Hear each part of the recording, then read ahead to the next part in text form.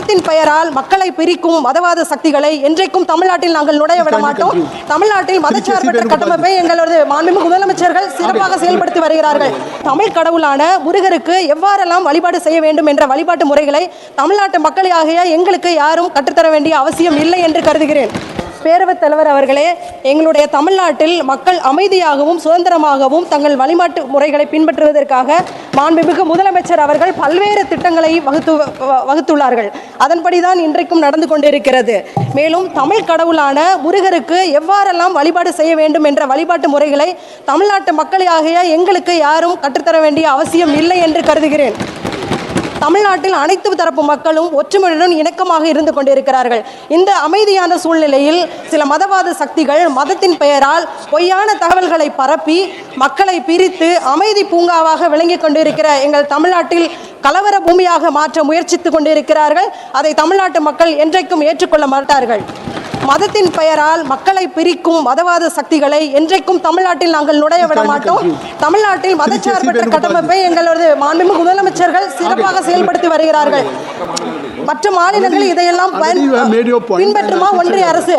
பேரவைத் தலைவர் அவர்களே, அமைதி பூங்காவா already here.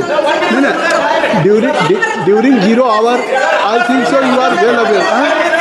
Sir, sir, thank you, Honorable Speaker, sir. Sir, we have just kindly conclude. தலைவர் அவர்களே, திருப்பரங்குன்றத்தில் முருகர் சிரித்தால் திருத்தணியில் மட்டுமல்ல இந்த டெல்லியிலும் எதிரொலிக்கும் என்பதை நாங்கள் ஆணித்தரமாக கூறிக்கொள்கிறோம். மதவாத சக்திகளுக்கு எதிராக தமிழ்நாடு போராடும், தமிழ்நாடு வெல்லும்.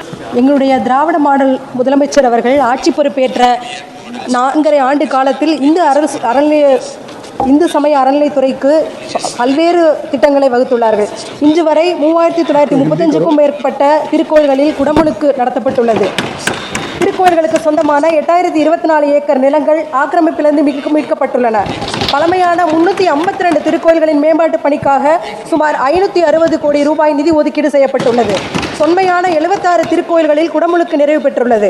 இந்த ஆட்சியின் குறிப்பிடத்தக்க சாதனையாக 150 ஆண்டுகளாக நடத்தப்படாமல் இருந்த தேர் திருவிழாக்கள் நடத்தப்பட்டுள்ளன. திருக்கோயில் அன்னதான திட்டத்திற்காக ஆண்டுதோறும் கிட்டத்தட்ட 120 கோடி ஒதுக்கப்பட்டு சுமார் 3 கோடியே 65 லட்சம் பக்தர்கள் இத்திட்டத்தால் பயன்படுத்தப்பட்டுள்ளார்கள்.